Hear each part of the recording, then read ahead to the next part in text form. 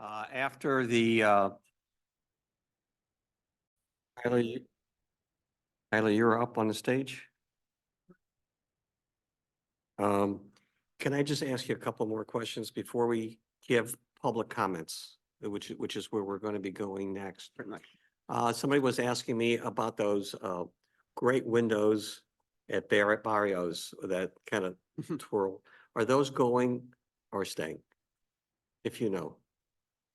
Goal would be to unify the color, not necessarily. Ellen, remember, come up, sorry. The goal would be to unify the color, but not necessarily change the design. Okay, thank you.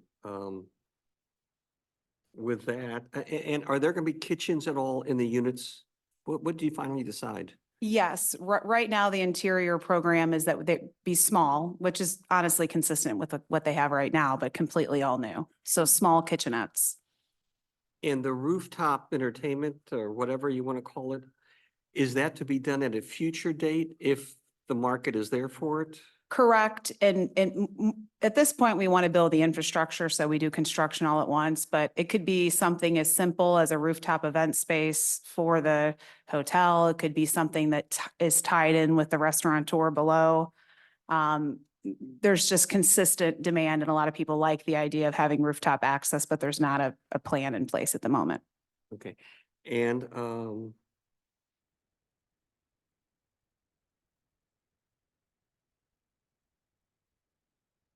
most obvious questions. I think we're ready to take public comments then at this time, and any questions that either of you can answer. Okay, great. So thank you very much for taking us through the project. At this time, we're open for public comments. If you want to speak, just come on up, give your name and address, and tell us what's on your mind.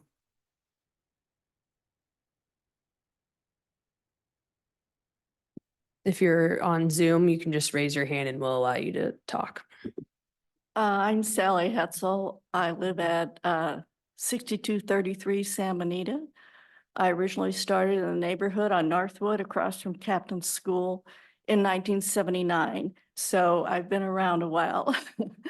And I was helped in the effort to get the neighborhood on the National Register of Historic Places. So I'm pretty vested in it. I also did the flowers for Caldi's for a couple decades. So this is my neighborhood. And first I have a question. When was the traffic study done? Dates? Can we go to Tyler for that? I'll pull that up. So the traffic study was completed April 28th of 2023. April. Correct. Okay. Not real representative of how the neighborhood gets hopping in the summertime when all the outdoor seating is vibrant. I'm concerned about a few, I think the parking thing is pretty unrealistic. The 3 parking spaces on North Roseberry are currently used by residents or customers. And so is that going to be if they're going to be dedicated to the hotel, is it like ticketed parking if you're not at the hotel? Can I ask, is there going to be a cut away from the sidewalk or just park along the side? For the hotel, that was signed and designated. Okay. The Department of Public Works did not provide us with a clear answer that those have been approved. They've requested 3 spaces. The way that those requests work, the same way you can see a lot of the hotels or other uses outside of in the downtown area, they would be identified as either a valet, which might have a time hour limit to it, or they would essentially lease those spaces and they would be restricted for drop off. However, I cannot confirm right now that all 3 requested spaces have been approved by Public Works. But we will get that answer. One thing to answer, which is a good question.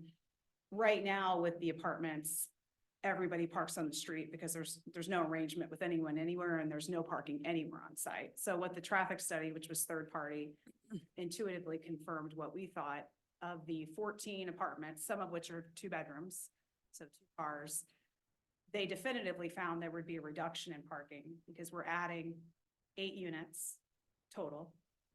But we're adding 35 parking spaces, and of the 8 units, because it's now hotel use versus apartment use, even at a high occupancy of 80%, and even of the highest statistical occupancy for hotels, which is less than 50%, they determined, not us, but the parking study determined that it would reduce traffic for sure, but also significantly reduce the amount of cars, because right now, the apartment dwellers do park on the street because that's their only spot to park. And that's 100% occupied now? I think we have 1 vacant. And they're all two-person, two-car apartments?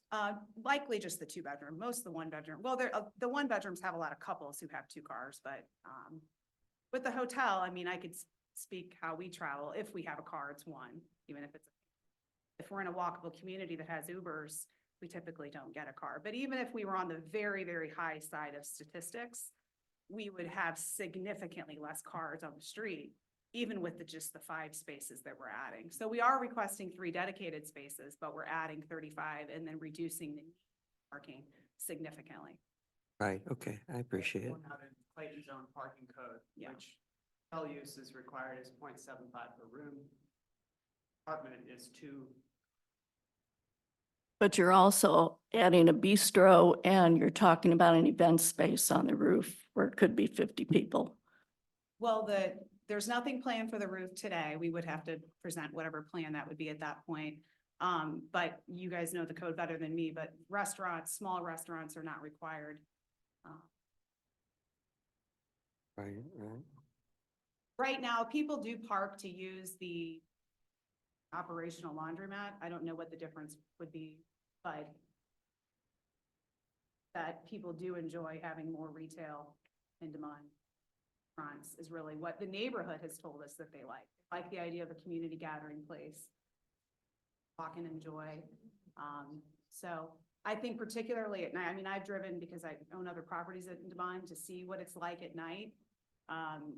If someone was coming to the drop off later at night, there's actually less cars. It's usually during the peak park times that tends to be a little bit traffic. But right now, even the tenants who are there monthly don't have any parking issues and they're parking a lot of cars.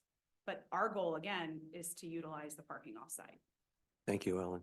Sally, anything else? Yes, I walked that space from that parking lot down to Des Moines. It's a long walk, especially if it's at night. It's not real lit up. There are lights, but it's not real lit up. If I were a stranger to the area, I would be very concerned about making that walk at night. And certainly if there's ice and snow on the ground and the weather's inclement or it's pouring down rain, you know, it just seems like we're trying to shoehorn this in excuse me, in unrealistic ways. You know, we can make a point theoretically, but it seems a little unrealistic to me. I also have a concern about this going to be pretty major white block in this dark brick neighborhood. I just think it's going to look out of place. There's, if you've driven up Skinker recently The second house toward from the corner. Clayton, Second house from the corner. yes. You know, I haven't found anybody who thinks that's attractive, but that's what's going to go into the heart of Des Moines. So Sally, those, I those are, appreciate your those are my comments, concerns and my and I comments. also appreciate what you do for Des Moines. Thank you. Go ahead. It's actually limestone, so it's not white, but.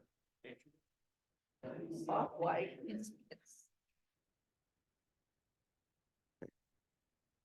Thank you. Any other comments? We have one online too. Thank you. Hi, my name is Suzanne Langlois and I'm a Clayton resident. I live on Arundel. My partner Howard and I own the building where Caldi's is, and we actually went before this board 30 years ago and started Caldi's. We've since sold it, but we still have the building. And I just want to say, I think this is a super exciting project. It's It seems beautiful and very thoughtful. And I appreciate all of the comments. We really miss when Sally did the gardening at Demond, that corner looked so much prettier. So we do miss Sally's gardening there. And I also appreciate your concern, Sally. I do want to say, though, that I think that it seems that there's a lot of thought being given in this project to keeping the current businesses in Demond appreciated and vibrant. And I think that that is really the heartbeat of Demond, is all the independent businesses. And I like the fact that is part of the vision of this hotel, is to encourage the visitors to the hotel to explore the neighborhood and to really exploit the neighborhood and its independent, trippy feel. So I appreciate that. And I do have a question for Ellen. Have you sorry, I realize people can't hear unless have you discussed with the existing businesses ways that you can help them, support them when they're during construction? Because I know that would be really hard. Even though it's exciting, you go to a city and there's scaffolding up and you have to kind of go under the scaffolding to go into a business, which is, can be kind of exciting because, you anticipate what's coming. But how will you kind of help them there? Very preliminary, but. Ellen, can you come up to sorry, otherwise other people can't hear. Very preliminary, but some of the contractors that we're beginning to talk to, and of course, the first step is getting approval and then construction drawings and everything that comes next, is ways to make sure that we keep the retail open, because keep in mind, the updates that we're talking about to the retail are mostly cosmetic. Very preliminary timeline that they've talked about, which is construction. So it's always very fluid, but with the scale of the project, somewhere in the year range, but a lot of it will be in the inside. The bigger portion piece, of course, will be the addition in the back. But we value our, retail tenants. We've tried to keep everyone. We have, that's kind of the heartbeat of Demond, and we like the curated selection that we have right now. We don't know long-term. People do come and go on their own volition, but we like the retail establishments that we have. Ellen, since you're up there talking about retail, can I just ask, so in that vein, have you gotten commitments from the current retail tenants to stay despite the construction? We have existing leases, but we also have people who want flexibility on their own volition outside of what we're doing. So the first step in our mind is first approval, then an actual construction plan and timeline with the right parameters, and then approaching our tenants, once we have the facts. Right. But some people have leases that they want shorter amounts, some people have longer amounts. So it just will be kind of dependent on both what the tenants want to do. But our goal is not to push people away. I mean, the reality is, if I may say this. Yeah, can I just ask a Oh, go follow-up ahead. though? So, but also, we see, so I represent downtown. So constantly downtown we're seeing new buildings go up, and this is wonderful, where you're not tearing down a building, you're using an existing building. But a new building comes up, or, a renovated building, and everything becomes a lot more expensive. So I guess I'm just curious, will you give preference for existing retail tenants to stay, or, A lot of them are in longer term leases. So I can't speak to the longevity of exactly what we'll do, but I can tell you that the type of tenants we want are the local independent ones, and they're smaller spaces. So we've done that historically in the past. Even during COVID, when I bought the buildings, we worked with our tenants before any of these things. So but, as property and taxes increase continually, we do have to have a building that's financially operational. So.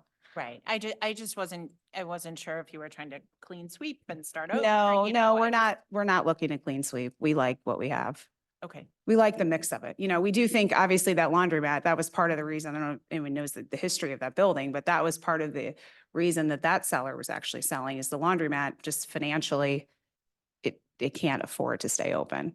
A lot of the renovation in progress, with nothing to do with us in the neighborhood, most of the apartment owners have either renovated the units with washer and dryers inside or added basements. So the areas that are turning over, we're definitely looking to curate specific type of retail, like a lot of things that have come out of the meetings, which we agree with, or talking to the residents, what type of retail would you like? And consistently we heard more gathering places, more places to eat, we kind of agree with an idea of perhaps a bodega over time, those types of tenants. So we're not looking to bring in Starbucks or anything like that. Thank you. Just, If I can go ahead. I'm just sorry. talk about the construction for a second, technical issues, because I know that this is part of it. The building across the street, our project at the bank is a good example. When that construction, there's a fence that goes around the entire perimeter of the thing, shutting off the sidewalk, and that's a renovation of an existing building. This building has a good advantage in that it's right on the property line and all of those retail tenants face the sidewalk on Demont. Now, Clayton has the rule that you have to fence your entire property when we have a construction thing. So one of the things that we will be talking with the city about during construction is not fencing the front of it. There's no reason to fence the front of this building. Then people would have to get through the fence in order to get to the retailers. All the construction is in the back. So the fence can start in the middle of the building and go back around the back of it and enclose the back, not the front. The only thing we're doing in the front is changing out windows. And that can be done actually from the inside of the building. So occasionally there might be a lift or something we need on the sidewalk, but we're not talking about wholesale shutting down the building like you see in some of these other projects. The alley? It's still, It'll have to be open, yes, because the alley is there for trash service, so we can't close the alley. So it'll have to be open, but there'll be a fence along the perimeter of the edge of the alley. At the property line, basically. Can I go back and follow up on her point about keeping the commercial tenants? I mean, the reality is, as we have seen in downtown Clayton, once you put in new construction, you rehab a building, the costs go up dramatically.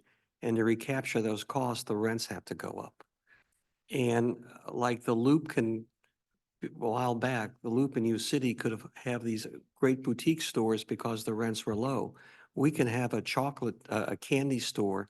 We can have a little clothing boutique store the size of a Matchbox because I assume the rents are affordable. But once you put the monies in, and I'm not passing judgment on it, I'm just pointing out a reality that as we talk about this project, it would not be unlikely that to lose some of these tenants because they're not affordable per square foot or the sizes are just too small to be supported by the new rents. That's all I'm saying at this point. Any other comments? We have the online person still. Wait, we still online? Who's online? Hi, thank you. I wanted to, I'm wondering, will the hotel guests be compelled to park in the lot? Otherwise, I don't know why they wouldn't simply park in whatever spot they've found available. Just as anyone who comes to the neighborhood parks in any available spot, why not to the hotel guests? So although I understand the math is that you're adding 35 spots in the lot, in fact, unless someone is compelled to park there, I wouldn't imagine that they would, unless there were no available spots, along Demont. In which case the residents who currently park on the street could find themselves having 35 spots in a parking lot up the hill instead of being able to park in front of their building as they currently do. And then I also just wanted to double check that alley will always remain an alley. The neighborhood now uses it because it's all one-way streets around here. We drive through that, most people who live on Northwood or Roseberry drive through that alley many times a day. And so I would want to make sure that would remain just an open alley for the neighborhood. And also that wouldn't be a concern for the hotel itself. That's all. Thank you. Can you please state your name and address for the record? Sure. Sorry. Heather McPherson, and I'm 6300 Northwood. Thank you. I'll answer the alley question. The developer has not requested and the city will not approve removing that alley function just for the same reasons that you mentioned. So the alley is remaining an alley, city-owned right away. Great, thank you. Any other public comments? Please. You could give your name and address? Jim Muska, 6231 Roseberry. I generally support the project. I think it's a good idea. I think it'd be great for the community. But I do have two grandchildren, one 8-year-old granddaughter and a 6-year-old grandson. And my daughter lives at 6414 San Benito. She supports the project too. My concern is kind of an addition to the traffic study concern. When the study was done, was there a temporal dimension relative to the day? We really have 2 cycles or 3 cycles down in Des Moines. We have the school cycle in the morning, and where the alleys are used to get to school. And then in the afternoon, school cycle, the kids are coming away from school. And so it'd be interesting to see what the traffic study showed and flow relative to those times of day when the kids are really out on the sidewalks and really flooding the neighborhood. That's my one observation. And I do think having a study done during the summer when the volume of activity in the neighborhood is high it would have been better to do that. I don't know if it makes sense to redo the whole study because I don't know how the study looks right now. The other question was, how long are we thinking the project's going to take to do? I don't know if it was a year. I know you want to get it done as soon as possible. I mean, once construction starts. Yeah, Contractors say a year, but so probably a year and a half, 2. things usually take longer. But, you know, we would be doing it all at once and we would be using our contractor who does things quick. So, expensive to do things longer. Sure. No, you want to get it done as fast as possible. That's 2 years. Right. So tied to that is all permitting approved and all variants and everything approved prior to project starting. So it doesn't start and have to stop. So the goal is get all that done before it. And that's part of your job. Great. Oh, on the parking at the seminary. I mean, that's kind of a business model decision. We're going to deal with the parking. So I'll defer to their judgment on that. I just got back from Ireland, went to a wedding, and the hotel was kind of a boutique hotel, was probably, I'd say, similar distance, and it's always raining in Ireland.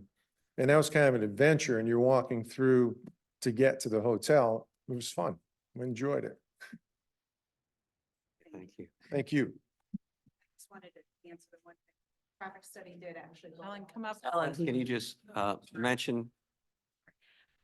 his question about the traffic study, it was like 30 pages. I had to read it twice, but they did look at very specific time zones throughout the day, throughout the entire day. So I can't quote the specifics, but their overall results were based on every peak time of the day. So, Thank thanks. you, Ellen. Yes. Can you give your name and address? Yeah, absolutely. My name is Becky Patel. I live at 79 Aberdeen, and I am an alderperson in Ward 1. So I just want to raise a couple things that I've heard from constituents that have not been voiced today. One is a question. Today, the access to that parking lot is often restricted by a gate that's closed by Concordia. So I'm guessing that if the parking lot is going to be the primary suggested use for the hotel, that gating would just not happen and it would be open access 24/7. Is that? I'm looking at the chief operating officer of Concordia Seminary. So you can shut a farther gate to So, keep access to the parking lot. Great, thank you. Mike Lewis from Concordia answered Alderman Patel's question, and there's a second gate within that area that they could close, allowing the initial gate off of Demond to be open, so there would be access to the parking lot. Thank you. And then I have a question and a suggestion. So one question is that because this is a planned unit development, the developer is required to demonstrate public benefits, which I know are documented in the proposal, but we haven't discussed them today. So I'd love to hear a presentation of what those are, because it's a really important part of the process for the public to understand what some of the benefits are. And one that I would like to suggest is that the parking lot in question has a negative reputation for the people who back up to it. It's like unsightly, and there's activity takes place there that is not desirable. And also it has significant stormwater like gathering and stuff. So one thing that could really improve the experience for those residents would be something like like a buffer landscaping between the south side of Arundel and that parking lot, potentially one that's like rain garden-ish and stuff to help with the stormwater. So I know might seem odd because it isn't part of the project officially, but it is a key component of the project at the same time that's being presented. And so I would hope that there's a way for us to look at like improvements that could be made there that make the whole project overall like a really wonderful benefit to the community. So thank you. Okay.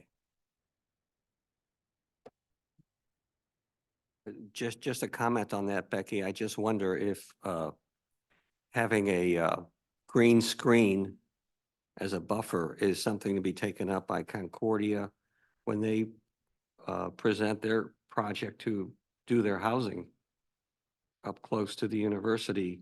And again, I said earlier, I think that was the only logical place where some of the parking is going to go, and maybe that would be the time. I would love to ask city staff what our options are as it relates to the process.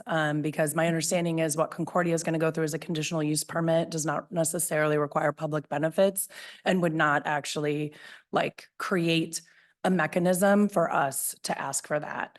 And I seem to recall that it is possible for a developer to provide public benefits that aren't necessarily completely within their scope of ownership, but related to the project. And this is certainly related to the project as it's been presented. So. Okay. Yeah, I We will can take up, answer. Do you want me to answer that or? Go ahead. Okay. Yes, so the project that Concordia is separately proposing would be a conditional use permit. And at this time, based on the conceptual drawings they presented, they have not proposed any construction within the area of this parking lot. However, they've only presented conceptual drawings, so I can't speak to that for certain. I can say that public benefits can be off-site when they have a direct connection, often referred to as a nexus in zoning and land use law, to the project proposed. So in this scenario, this parking lot is proposed to provide the supply that's needed for the proposed development. So it is connected. The screening could be a potential way to reduce or improve impacts that might be had if the parking lot becomes more used than it is currently. But it is not a requirement from the PUD, but as mentioned, it could be a proposed public benefit if they wanted to choose that. I think we will go through the public benefits before we end tonight, for sure. Any other public comments? Please, Alan?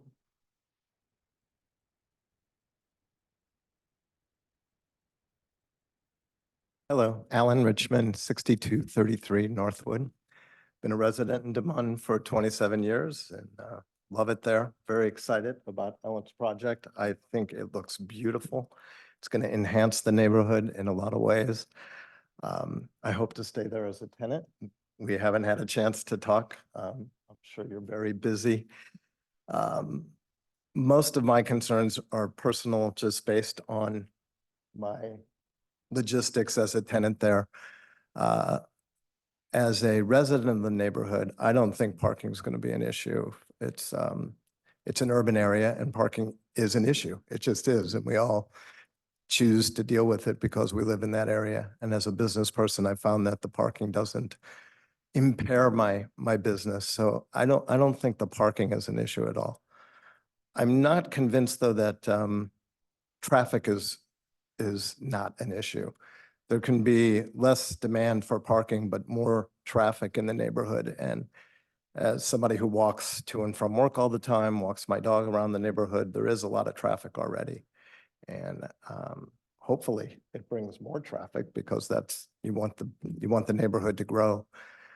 So whether it's Uber or Lyft or taxis that are bringing hotel guests or my guests, I worry even for my, absent this project, just as businesses grow and the density grows, the traffic gets a little hectic at peak times. I'm not sure there's anything that can be done about it or should be done about it. I certainly wouldn't think that should be a reason not to do the project, but just something to keep in mind because it's a very, very heavy pedestrian area with lots of kids and lots of dogs and man, it's getting busy over the years. So I'm excited because the building, I've been in that building and I wanted to make it more beautiful with the windows. I hope we can keep the windows. I don't care what color they are. And it's not a beautiful building and what you've designed makes it look so much better. So I hope this gets going and is not negatively impactful in any way. And I look forward to talking to you about my personal position there. Thank you. Thank you. Any other speakers?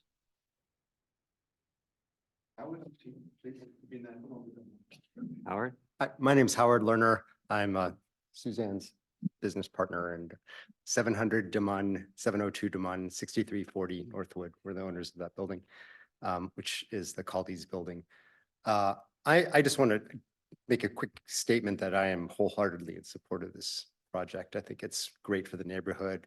I think that when we started our business 30 years ago, there was concern that, people, well, what are your hours? Well, we wanted to open till midnight. Well, now we close at like 6. So, things calm down, things become, you sort of get a sense for the pace of the neighborhood and the business adapts. Every business adapts to the neighborhood. Hours change in the case of a retail business. And I think the same thing is going to happen. I think, give this project a chance, and I think it'll become an institution that you'll be proud of in 30 years. So thank you. Thank you, Howard.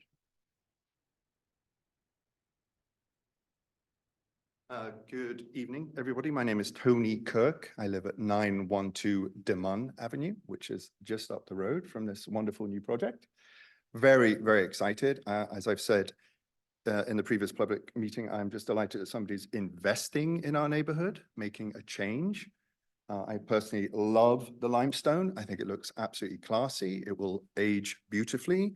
It'll denominate the building as high end, which is what we want. I think it'll fade much more beautifully than brick normally does. But anyway, that's personal opinion. I have a suggestion. We have been talking a significant amount about parking. I drive through the neighborhood all the time. I see parking spots open all the time. I know sometimes on Rosebery, Northwood, Southwood, it can get a little bit congested. Fair enough. Those are kind of narrower streets, a little bit more complicated. But my suggestion is simply to paint some parking lines, as I think they've started to do in the city, because as you know, some of the parking in that area is completely random. People park well away from curb cuts. They take 2 spaces, 1.5 spaces. So I think it would help significantly. And this, I'm not sure if actually the city allows for a project to pay for this on our behalf, but I suggest that we delineate the parking bays all the way up and down those streets as far as we can along Demon, so people understand where they can park and they don't take up too much space. I think it'll save everybody a lot of time and hassle. But overall, thank you so much. Once again, I think it's very exciting. I certainly hope you make as much money as possible and keep a lot of people spending in Clayton. We need the tax dollars. Thank you. Thank you, Tony. Anyone else with public? We have somebody online. Anthony, is that right? Anthony, you there?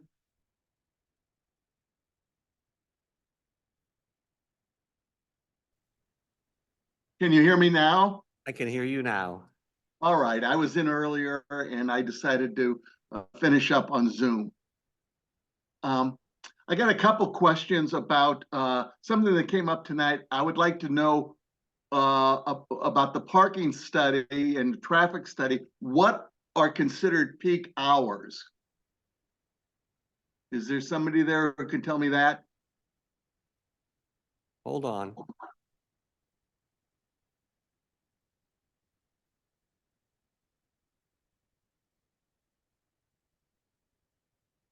Okay, peak hours, the AM time is 7 AM to 9 AM, and the PM peak hour is 4 PM to 6 PM.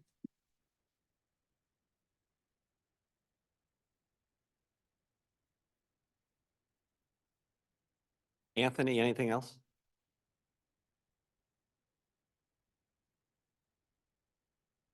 Hello?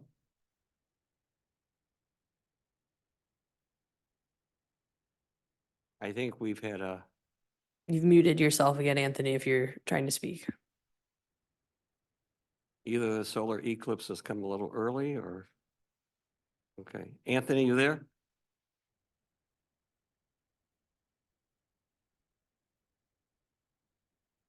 You should be okay now, Anthony. Oh.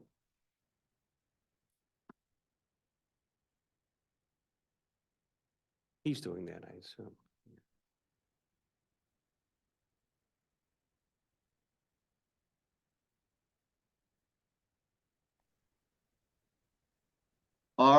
Can you hear me now? We can hear you now. All right. My point is about peak hours for traffic in the Des Moines area and particularly the business area. It should be from 6 to 10 p.m. Thursday, Friday, and Saturdays during late spring, summer, and fall. That's when the traffic and the parking hits critical mass. So I don't think your traffic study is valid then for the neighborhood. Okay. All right. And then the second question I have is part of this meeting tonight is about a rezoning. What are we changing in the zoning for that block? Because I'm thinking there's then a change in Clayton's strategic plan for that neighborhood. I believe it's a commercial area, and I think we're keeping consistent with that commercial area. We're going to create a PUD, which allows mixed-use development within that commercial area. Right now, that building has residential and commercial. In the end, it will have a hotel on top and commercial on the first floor. And Tony, Yes, the rezoning is from the commercial district to a planned unit development, and a planned unit development is not like our other base zoning districts where it applies widely. You rezone to a specific planned unit development by ordinance for a specific property. So what is identified as the planned unit development plan, should it be adopted by the Board of Aldermen, would only apply to this property in question, and that would include the height, use, all parking, all of those requirements for this property and the development specifically, rather than a zoning district that applies to any property within the city that has that zoning designation. All right. And then there's nothing then to prevent a rezoning for the block between North Roseberry and Northwoods, the next block south, north. That would have to go through a separate process of a I rezoning understand request. that. But my point is, suddenly it's not going to be Des Moines anymore.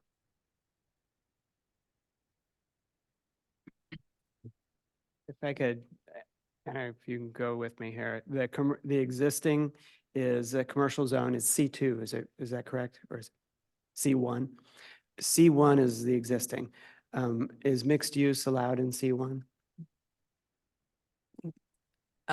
Well, there's mixtures of uses, but residential above in C1 is actually not allowed. So the majority of the properties that face Demon in this area are not conforming to the existing zoning. Exactly. That's my point is we are rezoning this to what it actually is. It currently does not meet zoning, all up and down. So this is not a wholesale change to the neighborhood or to the city of Clayton, the master plan. This is actually bringing the zoning in compliance with what is already there. So that's one comment. The second right. is with regard to the traffic studies. In the city of Clayton, I've done a lot of projects in Clayton, and typically a traffic study is required. This is part of your process. And it's done because traffic is one of those things that has a lot of opinions. We all have an opinion as to what is busy or not busy or feels like there's parking or no parking. That's kind of our own observation, and everybody will have a different answer on that. So the way the city of Clayton handles it is the developer is required to hire a third-party independent traffic study consultant for these projects. These people are professionals, and what they do is they go out and measure these things and produce the data so that you can see it objectively as opposed to just general feel for what we all feel it is. So we've done that. We hired that independent consultant. They've done their jobs. They are professionals. They do a lot of these traffic studies, so they know how to measure it. And in terms of, it was done in April. I know that's not the peak of summer, but April is pretty nice weather to be out and about and going to restaurants. The only small thing I wanted to add about the summer that he mentioned, this has nothing to do with our project, but because I'm down there all the time and I'm aware of it, the Captain lot in the summer and at night does get used for the retail and restaurants. So it has a natural flow to the neighborhood where at night and in the summer, we're not requesting that lot, but that is the lot that traffic tends to lead to in the more busy times of retail.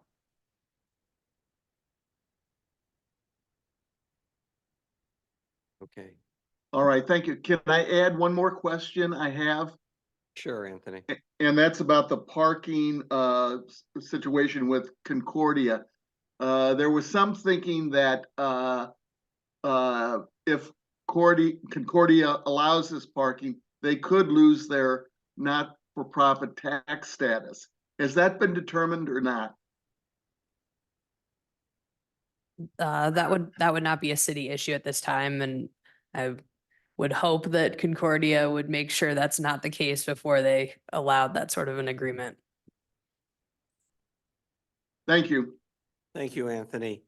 Any other comments? I'll make it real quick. I'm Patty Busummer, at 6451 Clayton Road, Des Moines Point. We've been there for about 15 years and represent that group that was back there that left because of the tornado.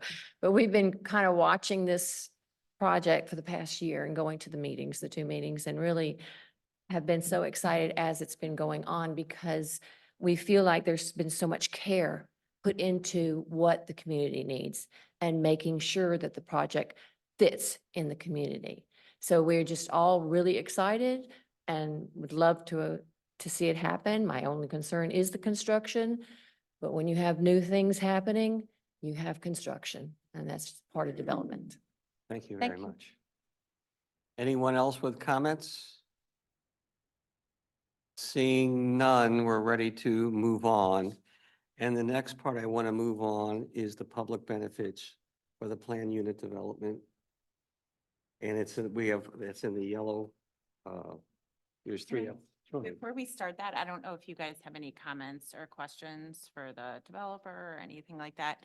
I just had a couple questions, Ellen or Tyler. The sidewalk's not going to change at all, like the width, or everything's staying the same that wraps around both corners? Right at the entrance to the lobby where we talked about, there's a small change in terms of, right now, the sidewalk as it connects, there's some tree lawn in there as it kind of connects through. We need to slide it over, adjust it to match the new entry, but no, it doesn't wholesale change. Okay. Yeah, I just want to, again, just make sure there's plenty of space for people to walk and, accessibility, make sure people are able to get who are challenged. I also had questions about, I can't remember, and I saw this in the plans, where are the bike racks? For, I know, because you guys have to provide, are they on the sidewalk or are they more contained within the hotel? We have them in that plan. Yeah, they're. Well, oh, it's not up on the screen anymore. They recommended not on the Right. peak sidewalk, but directly kind of next to. Okay. Yeah. So at least I just think it might be helpful, otherwise you might have people leaning their bikes against the railings and Yeah, stuff like they that. moved it all around as part of like when we moved the trash and the parking. So it's now back in that off the alley. Okay. And then, I noticed that you guys at some point, just because, I know we aren't going to get into points, but, because I think it is important for everybody to realize that this is a planned unit development. So in order to have a planned unit development, you have to provide public benefits. So, you guys are kind of right up at that point level. You need 20 and staff is recommending 20. So, think about, because while this board is, certainly very critical of points. Once you get to the Board of Aldermen, Tyler, I think their points get even, I would say, the critique gets even harsher. So just thinking about, you took out the EV charging stations. I know that was a discussion at some point. That's pretty much off the table? So the thing about the EV charging stations, and this is something that everybody's learning now. Yeah, 'cause this no, is I all know new. that, yeah, It requires a really large transformer. yeah. I So was we're wondering if dealing it with was, this with other projects right now, and I was quite surprised actually, because our clients like to sell condos and say everybody can have an EV charger in the basement. I have learned recently that when you do that, you have transformers all over your site the size of school buses. It's not practical. So we have to kind of figure out how to navigate forward with EV chargers. And certainly on this site, because the site is so tight and there's no place to put transformers, we deal with transformers on poles, it becomes a little bit impractical. yeah, it just might be, I mean, again, that's a business question for you guys, but, people might Is there, call and say, where can I park my car and charge it? So, is there a minimum number that you have to provide in order to get a point for that? I can't remember. That would be a good question for Anna, but I'm not sure. No, there's not. So I don't know. It It's, might be. one Mhm. can be accommodated off the electric grid of the building, Okay. but then you get more, it's when Right. you get to issues. Yeah, I mean, it might be, again, I would just potentially think about it. Might be something to think about. In terms of this, Anna, just correct me if I'm wrong, the spaces that I know that Public Works is still looking into it, but those are, the city's compensated for that losses, or they're not metered over there. So remind me, how does that work if we dedicate spaces? They would need to go through essentially a permit process where they lease, for all intents and purposes, that right of way from the city is essentially what they're doing through that. So there's not, because we don't meter over there, so there's not necessarily going to be exchange of. I'm not familiar with all the details, so I wouldn't want to tell you incorrectly about any sort of fee schedule, but I do know it would need to be an agreement established through Public Works. Okay. And then, I'm trying to remember if I had any other, I would add, this was a conversation I had down in the tornado room with someone, okay, but it's on that same subject, the sidewalks. You asked about sidewalks changing. That's also part of Public Works. right. Those are all public sidewalks. So they might require us to do some changes. I don't know, because oftentimes Clayton will require sidewalk changes when we have a project. So I can stand up here and tell you we're not planning on changing the sidewalks, but just know that it might come from Public Works.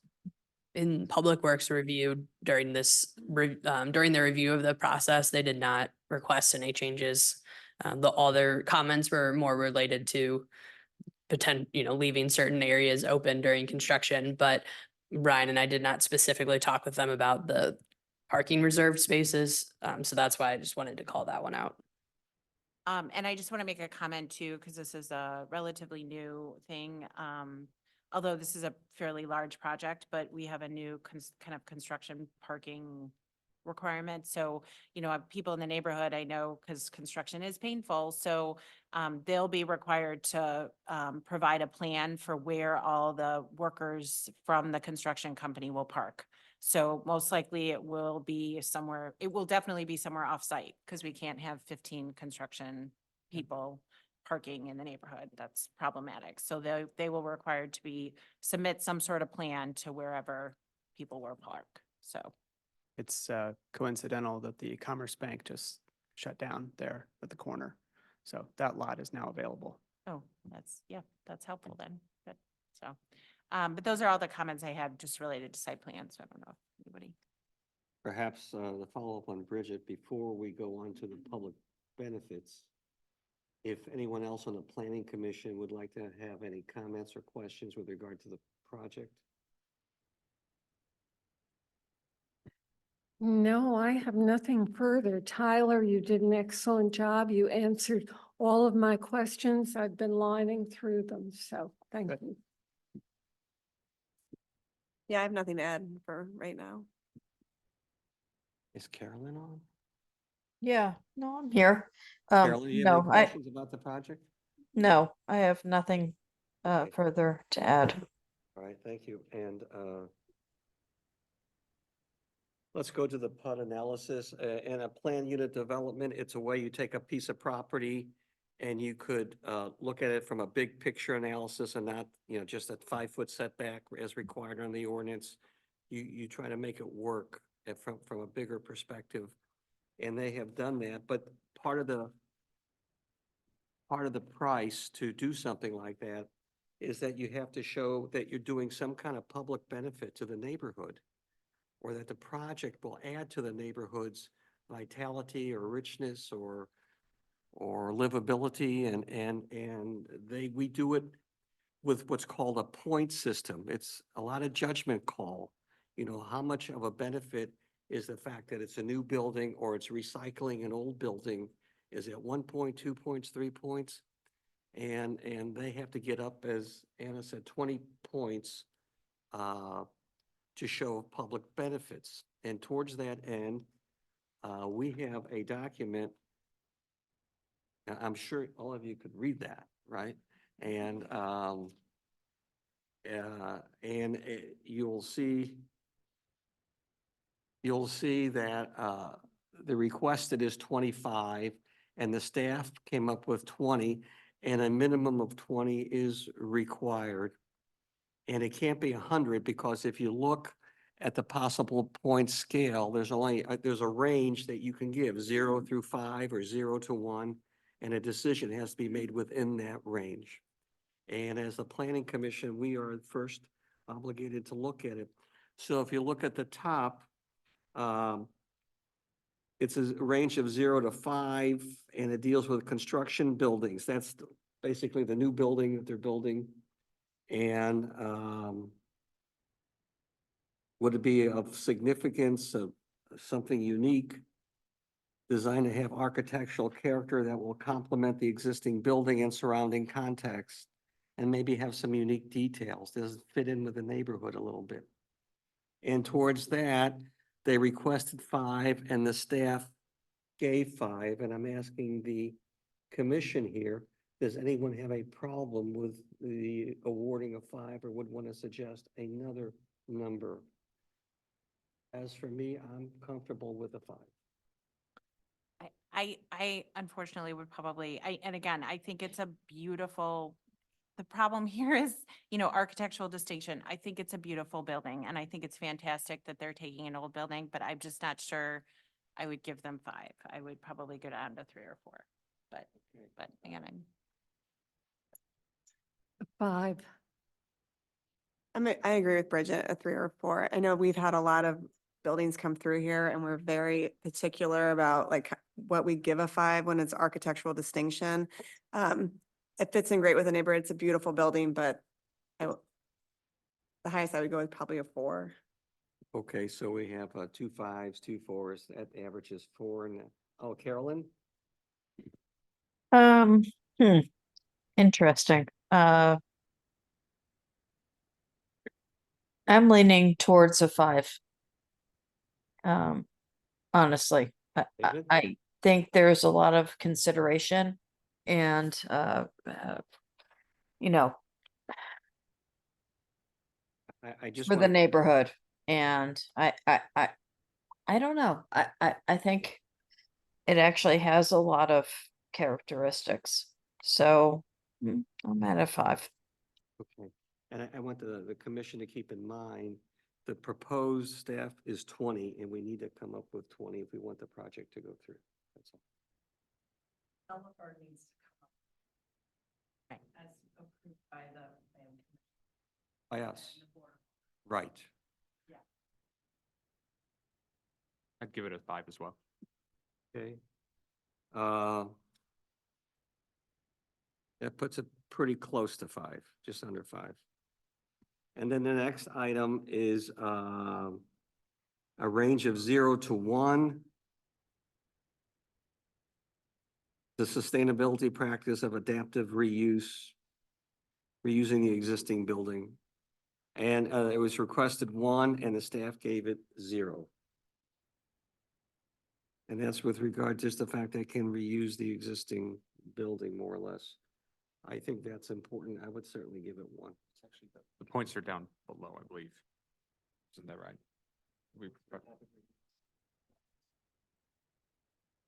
So on this line item, the 0 to 1, there's actually a number of sustainability category practices that they could ask for points. They requested points for adaptive reuse of the building. Staff felt that those points are already being awarded under the preservation, but staff did feel that it met some of the other criteria when it comes to LEED for your building siting and how they laid out. And so staff recommended 1 point for that. All right, so this is 0 for this line item. I don't have a problem with it since it's put in someplace else. The next one is preservation of buildings which are architecturally or historically significant. So you skipped over 1. Again, there's 2 lines under the sustainability item here. The first, they propose adaptive reuse. And then the second would be the appropriate building siting, which takes into account the LEED standards for how you lay out your site. In the small line, that's just 1 point. Anyone have a problem with that? Okay, that's fine then. And then the next line item is the preservation of buildings which are architecturally or historically significant or contribute to the character of the city. The range is 0 to 7. And this is the preservation of buildings idea. The developer requested 7 and the staff recommended 7. I don't have a problem with that. I don't have a problem. Again, I think it's a little high, but I think it's really important that we're awarding a developer here who's taking an old building and making it better. So which I really appreciate. Clayton unfortunately was on the cover of the Post-Dispatch related to tearing down historically significant homes. So I think it is fantastic here that we're taking an old building and making it better. So I would be okay with 7 points. Okay. Could 7. not have said that better. Honestly, that was brilliant. Perfect. Thank you, Carolyn. 7? 7 it is. All right, the next one deals with The next set of categories within our point system right now in the code, there is kind of an open-ended category where a developer can propose what they feel are public benefits of the project that are not specifically outlined within the options of the code currently. So those do not have prescripted point ranges. The developer will propose what they feel is the right number of points. So the next 4 in here fall under that kind of open-ended category that gives discretion to the Board of Aldermen. and the first one is currently there is 0 on-site parking. We're adding 5. I guess that's to the rear. The spaces are tucked under, right, and behind. And they requested 3. And the staff recommended 2.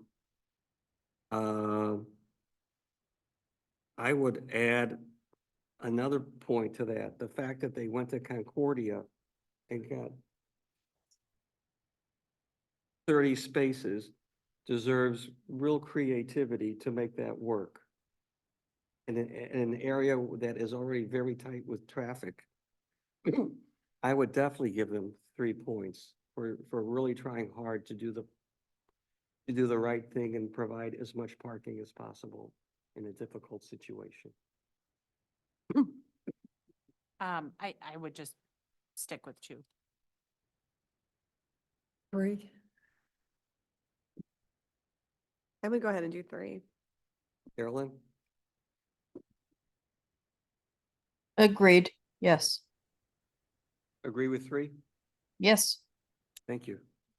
So again, that's just barely under 3 on that one. The next one is currently the existing buildings do not fill the site, which creates large gaps in the street frontage along North and South Roseberry. By filling these gaps, it creates a much more pleasant pedestrian experience and better urban design. I think what they're really looking at is if you look on Roseberry on the side of the street, there's a warehouse in the back. And from a walking, there's really nothing there. When you walk now, as people walk towards the shopping area, they'll see something better. I can't agree more, than that. The requested points is 3 and the staff recommended 3. I would agree with the staff. Is that okay? Gotta say yes. Okay. Yes. Yeah. Carolyn? Yes. Sorry. Okay, thank you, Carolyn. The next one is currently only a small portion of retail faces North Roseberry. The new design will have the hotel entry off of North Roseberry and a new larger section of retail on South Roseberry. This will wrap the pedestrian-friendly experience around the building, continuing it onto the side streets and not just focusing on Demon Avenue. What am I missing here? The staff report requested Staff, 0. Staff feels that that's the same benefit as the category directly above. Okay.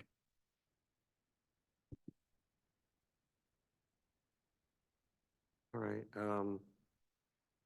not sure if it's identical. I'd give it 1. Or that's it. I guess I would agree with staff. I think it's already been given 3 points above. I would agree with staff. Same. Hey, Carolyn? Yes, I agree too. And it's 0. That's fine. The next one is, says currently the alley and all the dumpsters and alley functions are very open to view on North and South Roseberry. By creating an alley court in the building, we can shield these functions from the street view and provide a more pleasant experience walking along the street. I just want to make sure that if our goal is to pass it, we need to make sure we come up with 20 points. And 2 of them were slightly under the staff recommendation. So this deals with being able to hide the dumpsters and alley functions, whereas right now it's not being hidden at all. They recommended 3, the staff. The developer requested 3, the staff gave 2. I would give 3. I would still agree with staff. I mean, I think it's great that the alley's gonna look better. I think somebody said that alleys are used widely in this neighborhood, so I think it's wonderful to have the improved appearance of the alley and moving the dumpsters, but I would just agree with 2. 2. Also 2. Carolyn? Agree with staff on this. Yeah. 2. Okay. That is 2. I would also just say that I think it's important for everyone to understand too, that it is not our goal to give the developer 20 points. It is the developer's job to present those points. So I just want to clarify what was said. And then, since this is a boilerplate of public benefit, I would like to add another request, if that's possible. I guess the max is 3 to give 3, and it's for this public benefit. If a building comes in and a plan comes in and a use comes in that really benefits the neighborhood, makes it a more vibrant neighborhood, brings more people on the streets, gives better opportunity for demand to be passed to the next generation of younger people, to be able to enjoy a glass of wine or a latte or a nice juicy hamburger or ice cream or whatever it is, and to have a building that is really nice. That, I can't think of a public benefit that is better than the concrete things that we are talking about in the past. And I really think we should give it 3 points, because that is, if we think they're really adding something to the neighborhood, let's say they're adding something to the livelihood of the neighborhood, to giving it life. 3 for the contribution to the neighborhood as a whole, to making it vibrant and giving it a longer life. 3. I mean, I absolutely appreciate your comments, Bob, and I do think that if the project were to go forward, that it would be a wonderful addition to the neighborhood. But I just think that, that all those feelings you have expressed have kind of already been, incorporated into more kind of objective, objective areas that we've already kind of given points for. And I think also too, I mean, it seems like, it's because I think I was outvoted at the beginning, so I think we're still. Right, so Right, we like to keep it as whole numbers, so I was tracking it as you went. So the first item, we had 4 people give it a 5 and 2 people give it a 3/4, more of a 3, maybe a 4. So in that scenario, if you went with the 5, everything else was very straightforward. That gets you to 21 points is what you've recommended using those whole numbers. I really admire what Bridget says, because I really respect everything she says, and it always makes sense. But as I've been on the planning commission, we always come back to what makes a neighborhood, what makes it breathe, what gives it heart. It's more than just adding a new building. It's more than just restoring an old building. It's more than trying to make as many parking spaces as you can, perhaps. There is something like the soul of a neighborhood, and it is so hard to make it work. And I think Ellen has pulled a rabbit out of a hat, trying to keep the old buildings, make them nicer, fill out the back, and add vibrancy to the neighborhood. And that intangible, or whatever you want to call it, I think is independent of everything else, and is so key. In the comprehensive plan, we talk about, why is Clayton downtown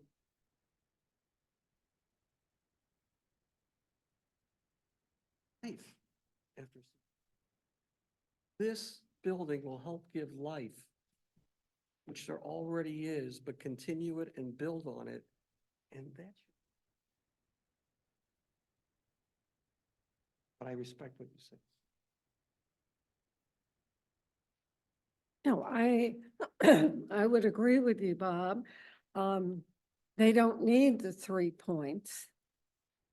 They've already met what their requirement is. I guess So- they have, by the rounding off. Yeah. So, I agree, but Okay, I just wanted to say that. Yeah, I agree. Bridget. Okay, Carolyn, you want to add anything? Really? You're gonna ask me that? Okay. Honestly, I would like to say I respect what you said. I think everybody has their own opinion of what good is. Okay. So I think we need to, that's why we have this system right now. Everybody has a different opinion of what they think good is, and what is good for the environment, what is good for the,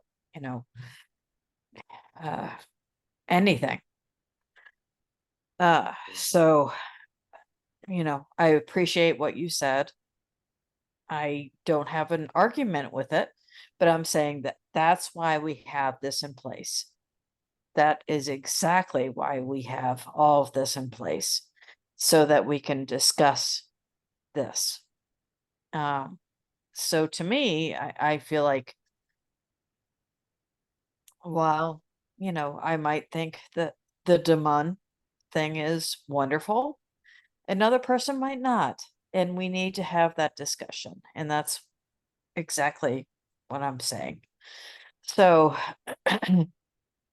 it's actually kind of cool that you brought all of that up, because at some point, you have to like educate the public almost, to that, why, who gets to say, and I completely agree with that. I think there is an educated guess, for the most of us. I mean, most of us are going in, I mean, my goodness, I went to, University of Pennsylvania and studied under Ian McCarg and James Corner. And yeah, I have a good idea of what good is. But is my idea of good right for Clayton? And I think that's really important for us to like have the variety that we have on the board here. And there's nothing more perfect than that. And mic drop on that Carolyn, one. words well said. With that, we have 3 things we need to approve tonight. So we do have one hand up if you would like to still entertain. We haven't officially closed the public hearing yet. Is there somebody else wants to talk? Yeah. Anthony, you back on? No, I don't have another issue. Okay. Is there anyone else with any comments to make before we go into reviewing the motions? Okay. Then we'll close the public hearing at this time. With that, members of the board, we have blue, pink, and yellow. Sorry, if you look at the agenda, it outlines numbers 3 through 7. The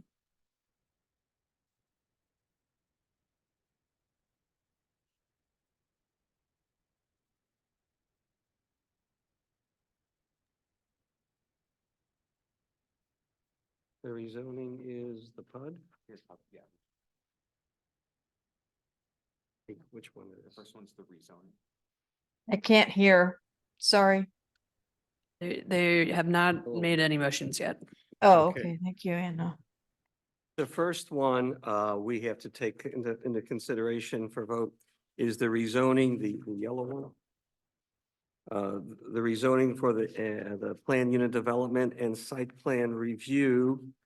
The staff and may I just say, I think the points average 20 tonight.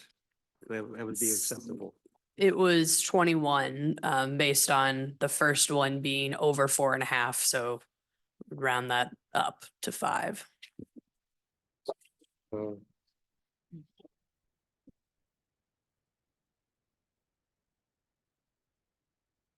This, is there anyone with regard to that prepared to make a motion? I can make an emotion with respect to to recommend approval of the rezoning and plan unit development to the Board of Aldermen with the following conditions. I'm assuming the developer saw the 3 condition.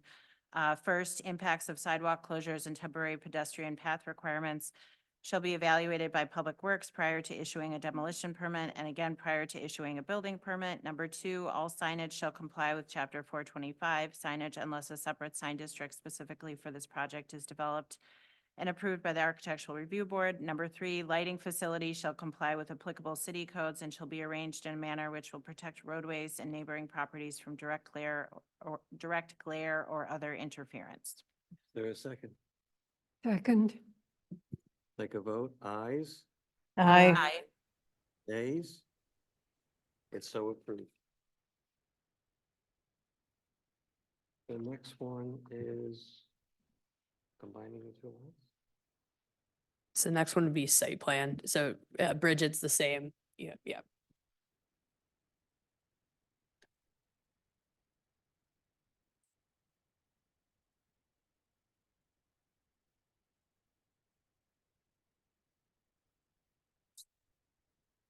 I'm just gonna make a motion to approve the site plan review as submitted.